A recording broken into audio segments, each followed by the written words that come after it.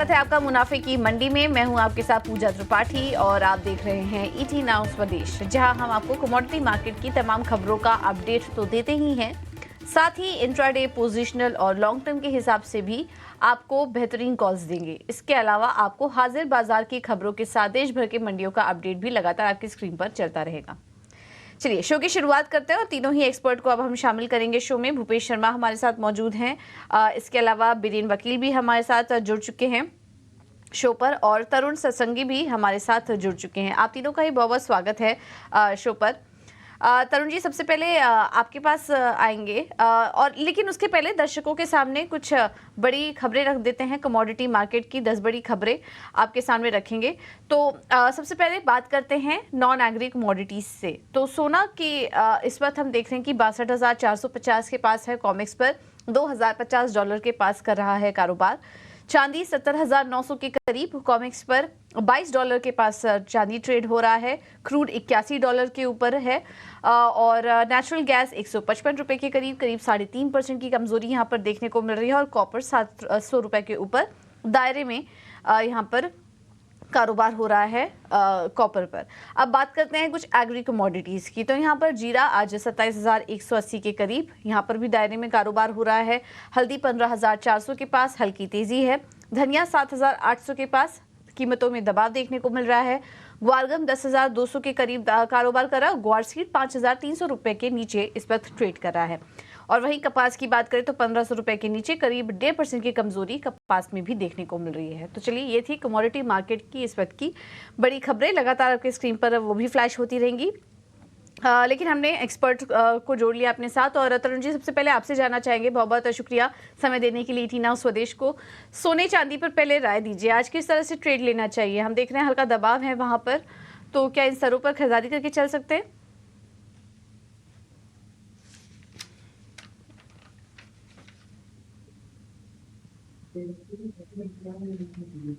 तरुण जी, आपको आवाज आ रही है?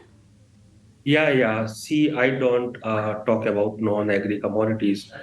As per my company's policy, I can speak on agri commodities only. Okay. Bhupesh ji, आपसे समझना चाहेंगे क्या व्यू बन रहा है आपका सोने चांदी पर? जी नमस्कार मैडम, शो पर शामिल करने के लिए तो बहुत धन्यवाद। गोल्ड और सिल्वर की बात करें तो दोनों के चार्ट पे स्ट्रक्चर काफी नेगेटिव है। पिछले कई दिनों से चांदी में अच्छी खासी गिरावट देखने को मिली है। कल शाम को चांदी में एक छोटा सा उछाला देखने को मिला था। अभी दाम 70,900 के आसपास है। मुझे लगता है कि चांदी की जो गिरावट है वो और भी जारी रहनी चाहिए। 70,800 के नीचे चांदी में बिकवाली करनी चाहिए। 71,200 के ऊपर के स्टॉप लॉस रहेंगे। 70,400 और 70,200 के लक्ष्य रहेंगे। वहीं गोल्ड की बात करें तो गोल्ड में भी अभी कंपैरेटिव टू सिल्वर थोड़ा कमजोर दिखाई देता है, परंतु फिर भी चार्ट का स्ट्रक्चर अभी भी कमजोर है और यहाँ पर 62,400 के नीचे बिकवाली करना समझ आता है। मुझे लगता है कि गोल्ड में आने वाले दिनों में एक अच्छी खासी गिरावट देखने को मिलनी चाहिए। नीचे में आज की बात करें तो आज 62,200 और 62,020 के लक्ष्य रहेंगे। अगर भविष्य की बात करें तो 61,500 और 60,900 तक के लक्ष्य संभावित रहेंगे। ठीक है, तो ये है सलाह सोने पर। आगे बिकवाली हावी हो सकती है सोने में। बिरेन, आपका क्या व्यू बन रहा है सोने की चार्ट को लेकर? चार्ट्स यहाँ काफी कमजोर है, बट चाइना में जो रिशफल हुआ काफी बड़े पैमाने पे और कल प्रॉपर्टी डिफॉल्ट हुआ था एक बड़ी कंपनी का। शायद वहां से अगर कोई बिग बैंग पॉलिसी चेंजेस आए तो हल्का सा टेक्निकल बाउंस आना चाहिए सभी रिस्क ऑन कमोडिटी, चाहे मेटल हो या बुलियन हो। तो उस जो पोजिशनल ट्रेडर है वो उस बाउंस पे सेल कर सकते हैं और जो short term intraday kind of जो लोग काम करते हैं वो टेक्निकली आज सिल्वर में बाइंग कर सकते हैं 69,900 के स्टॉप लॉस से। अपसाइड पे जो भी बाउंस आएगा छोटा सा ही होगा, बट 2-3 दिन बाउंस का समय है।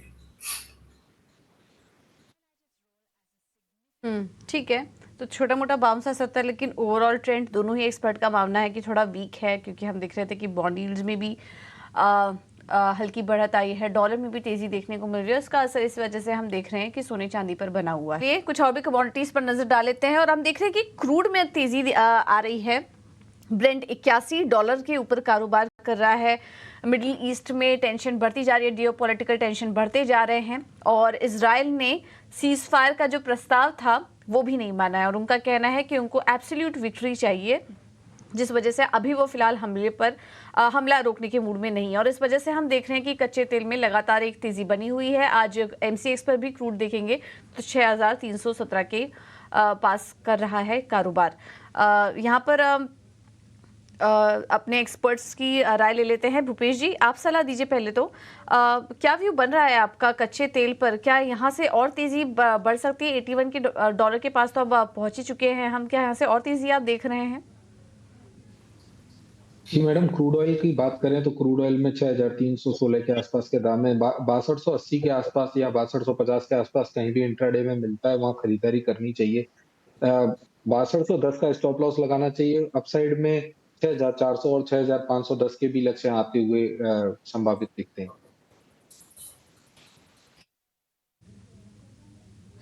और बिरेन, आपका क्या कहना है इस पूरे मामले में और आपका एनालिसिस क्या कह रहा है? कच्चे तेल में अगर किसी को ट्रेड लेना हो तो क्या लेवल्स वॉच करें? टेम्पररी थोड़ा बाउंस आना चाहिए। I mean 6440 could be first level, thereafter maybe 6500। Weekend देखते हुए मैं फ्रेश पोजीशन नहीं प्रीफर करूंगा, क्योंकि काफी समय में ये मिडिल ईस्ट में अगर कोई और भी तनाव बढ़ेगा तो मैं भी मंडे को गैप अप या गैप डाउन ओपनिंग हो सकती है, बट एज ऑफ नाउ ये रिकवरी थोड़ी जारी रहनी चाहिए। ठीक है, तो ये है सलाह कच्चे तेल पर। लेकिन चलिए अब आपको एक अहम खबर की तरफ लिए चलते हैं और सरकार ने वीट लिमिट्स घटाने का ऐलान कर दिया है। अब जो कारोबारी है वो कम गेहूं ही रख पाएंगे। गेहूं का स्टॉक लिमिट घटाने का ऐलान हुआ है। थोक कारोबारियों के लिए लिमिट 1000 टन से घटकर 500 टन, रिटेल कारोबारियों के लिए लिमिट 5 टन बरकरार। जमाखोरी रोकने के लिए सरकार ने ये फैसला लिया है। गेहूं कारोबारी और बड़ी रिटेल चेन कम गेहूं का स्टॉक रख पाएंगे और पिछले साल गेहूं पर स्टॉक लिमिट लगी थी। बड़े रिटेल चेन हर आउटलेट पर 5 टन गेहूं ही रख पाएंगे। खबर पर और ज़्यादा डिटेल समझ लेते हैं कि इस खबर का असर प्राइसेस पर क्या होगा और क्या इम्पैक्ट होगा, ये भी समझ लेते हैं। हमारे साथ गेहूं कारोबारी देवेंद्र वोरा जी जुड़ चुके हैं। Devendra ji, thank you so much ET now Swadesh को समय देने के लिए। तो ये जो अनाउंसमेंट हुई है इसे आप कैसे देख रहे हैं और क्या वाकई जमाखोरी पर लगाम लगेगी इसके बाद? नमस्कार। मुझे ऐसा लग रहा है कि सरकार जो लोकसभा का चुनाव है उसके मोड में कभी से थी और ये परिस्थिति में जब गेहूं का सीजन सर पे है, अभी नया गेहूं जस्ट स्टार्ट हुआ है, वो टाइम में स्टॉक लिमिट डालना बोले तो व्यापारियों को सरकार ने इनडायरेक्ट बता दिया है कि आप गेहूं का व्यापार बंद कर दो।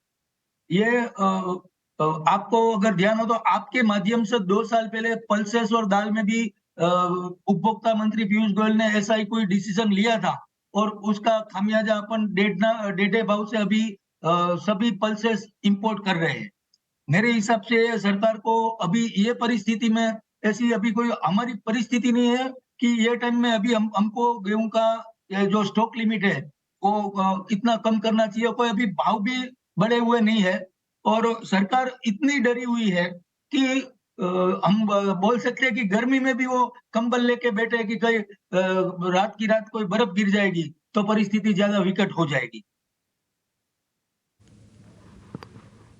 बिल्कुल। तो ये फैसला फिलहाल कारोबारी के हित में नहीं दिखाई दे रहा है और कीमतों पर भी इतना कुछ इम्पैक्ट नहीं आ रहा था जिसकी वजह से सरकार ने ये फैसला लिया। देवेंद्र जी, बहुत बहुत धन्यवाद। आपका समय की थोड़ी कमी है इसलिए हम इतनी चर्चा कर पाएंगे, लेकिन आगे हम आपसे वापस से जुड़ेंगे और इस पर आपकी राय लेंगे। बात करते हैं कुछ कमोडिटीज़ की, एग्री कमोडिटीज़ पर नज़र डालते हैं।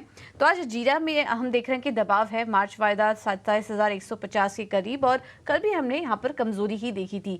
तरुण जी, जीरे में कैसे ट्रेड्स देख रहे हैं आप? अगर क्यूमिन सीड की मैं बात करता हूं तो last 2 years back to back crop कम था। इस साल क्रॉप का साइज काफी अच्छा, जिसकी वजह से हमने प्राइस के अंदर करेक्शन आते हुए देखा है। सीजनल अराइवल के चलते इसके अंदर फर्दर करेक्शन देख सकते हैं। और धनिया में क्या करें? वहां पर भी आज दायरे में कारोबार हो रहा है 7,800 रुपए के करीब। क्या करना चाहिए धनिया में? कंसोलिडेशन विल प्रोलॉन्ग, प्रॉब्ली 7,500 से 8,000 के बीच में price will hover for some time now because of peak arrival which will start any time soon. Okay Tarun ji, बहुत बहुत धन्यवाद आपका। और हम बाकी एक्सपर्ट से भी विदा लेंगे। भूपेश जी, बीरेन जी, आप दोनों का भी बहुत बहुत धन्यवाद आज समय देने के लिए, तमाम कमोडिटी पर अपनी राय भी देने के लिए। तो फिलहाल मुनाफे की मंडी में इतना ही।